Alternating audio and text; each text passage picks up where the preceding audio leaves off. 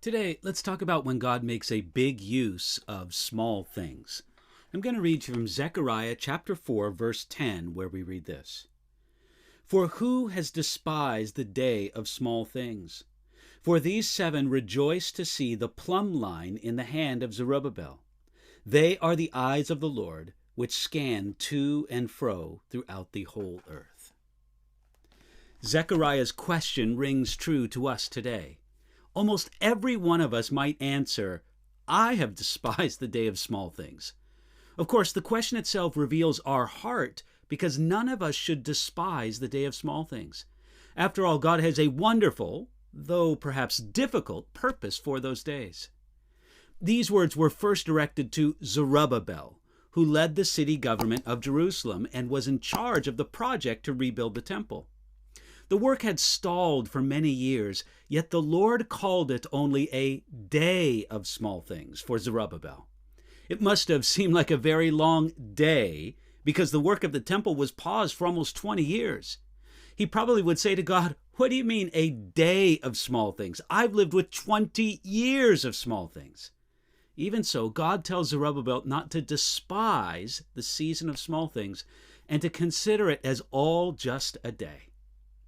In many of God's choice workers, he uses a powerful season of small things. Those days are not a mistake, nor are they a punishment.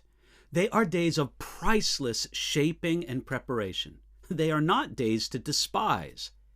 Satan fears the day of small things in our life because he sees what great things God does in them and brings out of them.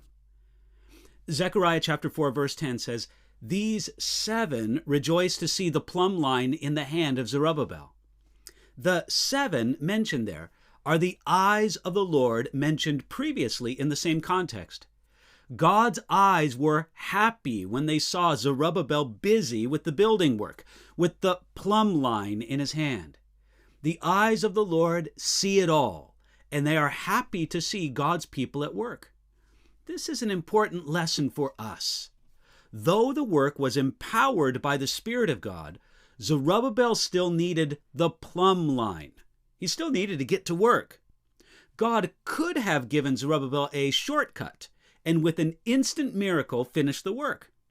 That isn't God's normal way of doing things because his work in the life of Zerubbabel was as important to him as his work through Zerubbabel. Now, does this explain some of the day of small things in your life? Sometimes we think that the work is more important to God than the worker. But God is truly interested in loving, growing, and maturing the worker right along with the work. God has a lot to do in our life by the day of small things, and we should never despise it.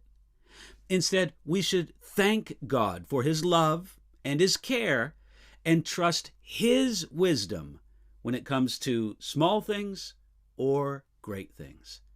I hope you'll remember that and be blessed by that today.